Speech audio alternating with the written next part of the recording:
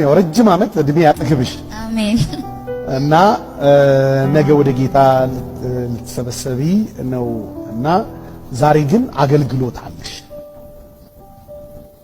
የትኛውን መዝሙር በምን አይነት ኤነርጂ ተዘምራለሽ? በጣም በቃ የመጨረሻውን አገልግሎትሽ ቀን ላይ እና በጣም በቃ ይሄንን መዝሙር ነው ዛሬ መርጬ ጉባኤው ጋራ በዚህ ያህል ኤነርጂ የምዘምረው የምትይው? በጣም ብዙ መዝሙሮች አሉ። ከዛ ውስጥ እስቲ በጣም ከነቁጥሩ የሚነካሽ? የሃና ተክሌ ምን የሚለው ሀብተ ሰማይ እንስማ አይደል? አይመስላችሁ?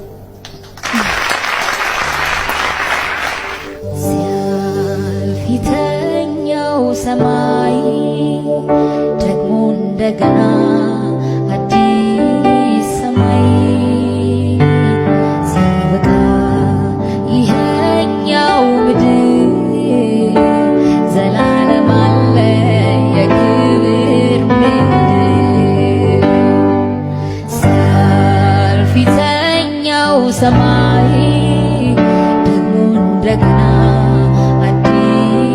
ሰማይ ሲያበቃ ይሄኛው ምድር ዘላለም አለ የክብር ምድር። ጨለማው ዳግም በማይሰፍንበት ፀሐይም ጨረቃም በሌሉበት በጉ ብርሃን ነው ያበራል። አገር በክርስቶስ ይደምቃል። ሀብተ ሰማይ በዚህ አንድ ዓመት ብቻ ከአንድም ሁለቴ ሞት ጫፍ ደርሳ ሞት ሊወስዳት ፈልጎ ያላገኛት ዘማሪት የምስራች ስምዖን ጌታ በፈቀደላት ጊዜና ሰዓት ደርሶ ወደምትወደውና ወጣትነቷን ሰጥታ ወዳገለገለችው ጌታ ሄዳለች። በእግዚአብሔር መንፈስ በተቃኘ በዚያ ውብ ድምጿ በዘመረቻቸው መዝሙሮች ብዙዎች ተጽናንተዋል። ጥቂት ለማይባሉ ሰዎችም በዘመረቻቸው መዝሙሮች ጌታን እንደ ግል አዳኝ አርግተው ተቀብለዋል። ከሕይወት ምስክርነቷም ብዙ ተምረናል።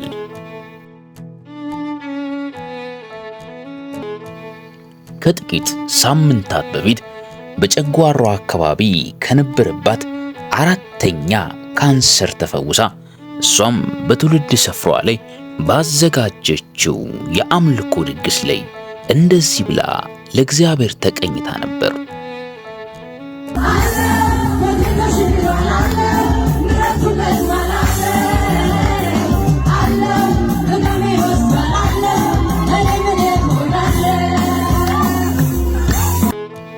ዘማሪት የምስራች ወደ ጌታ ከመሄዷ ከ5 ቀን በፊት እንደዚህ ስትል በፌስቡክ ገጿ ላይ ይህን መልእክት አስፍራ ነበር።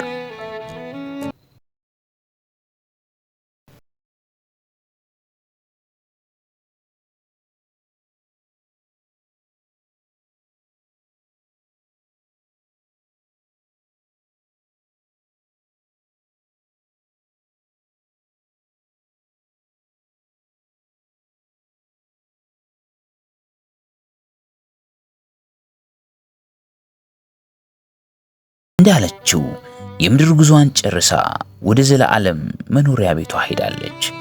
ወደማይሳሳተውና ወደማይብራራው ጌታ የማይብራራ ማንነት አለ የማይብራራ ለኔ ሕይወት ክርስቶስ ነው ሞትም ጥቅም ነውና ፊልጵስዩስ 4:11 የማይብራራ